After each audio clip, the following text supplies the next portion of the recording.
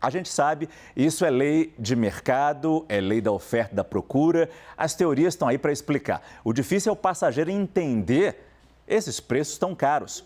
Eu converso agora ao vivo com o Fábio Bentes, ele é economista da Confederação Nacional do Comércio de Bens, Serviços e Turismo. Fábio, muito obrigado pela sua presença aqui no nosso CNN Prime Time.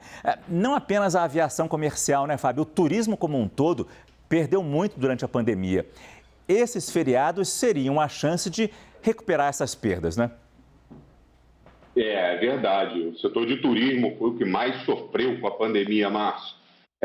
Comparado ao comércio, comparado à indústria, nenhum setor perdeu tanto com a pandemia como o setor de turismo. Vou colocar isso num número só, o setor perdeu 496 bilhões de reais desde o início da pandemia, portanto, nos últimos 24 meses, né?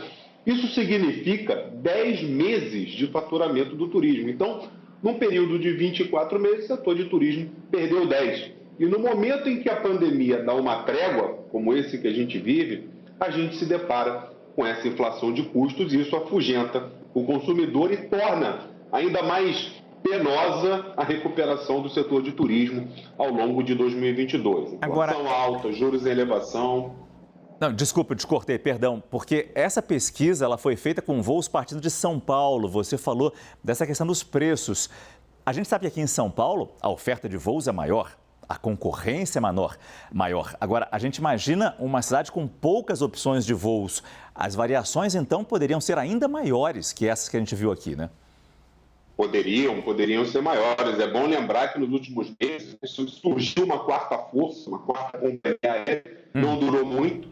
Ela fechou, com isso diminuiu-se a concorrência no setor. A gente tem uma das companhias aéreas também passando por um processo de recuperação judicial nos Estados Unidos. Isso cria uma dificuldade do ponto de vista da estrutura do mercado, menos concorrência. Com menos concorrência e com a demanda voltando, e ainda com essa pressão de custos, né, do preço dos combustíveis, a gente vai se deparar com aumentos muito expressivos ainda no preço das passagens aéreas. Claro que, em algum momento, a demanda vai reagir e os preços vão parar de subir, mas isso ainda deve demorar um pouco. Agora, entre os segredos para comprar passagem barata ou menos cara, alguns dizem pesquise, compre com antecedência. Mas esse carioca aqui, Fábio, de vez em quando tem saudade do Rio e quer viajar. Ali a ponte aérea apareceu custando R$600. Eu já vi custar R$1.500 a ponte aérea, Fábio, e não era feriado, não era carnaval, não era nenhum dia especial. Quer dizer, comprar com antecedência, pesquisar, nem sempre funciona.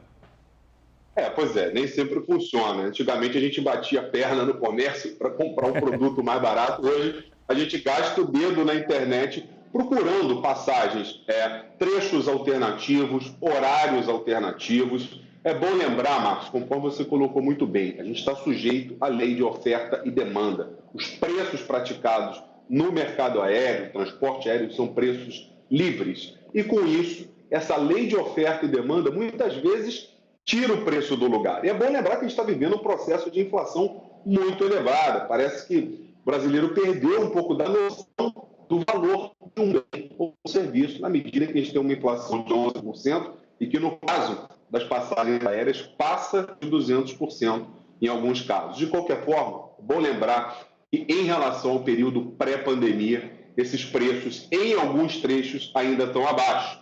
Mas, em função da maior demanda, por exemplo, São Paulo, Rio de Janeiro, o que a gente tem observado são reajustes bastante expressivos nos últimos meses. Agora, Fábio, você até falou sobre isso, mas eu queria detalhar um pouco mais. Você acha, então, que esses preços não devem voltar a uma normalidade tão cedo? Por que exatamente?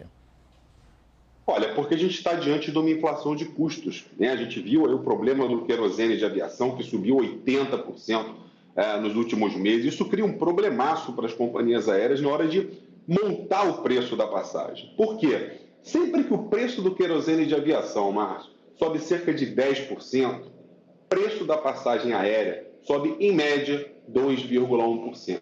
Só que a gente está falando de um aumento de 80%. 80% vai chegar lá no consumidor um reajuste de aproximadamente aí, 20%, 30%, talvez, ao longo dos próximos meses. O que a gente precisa para trazer esse preço de volta para um patamar mais racional? a gente precisa que a cotação do petróleo, principalmente, se estabilize, ainda que num patamar um pouco elevado, e que esse movimento de alta dos juros que o Banco Central tem feito para conter a disparada dos preços comece definitivamente a surtir efeito. É bom lembrar que passagem aérea, Márcio, muitas vezes ela é consumida com pagamento a prazo.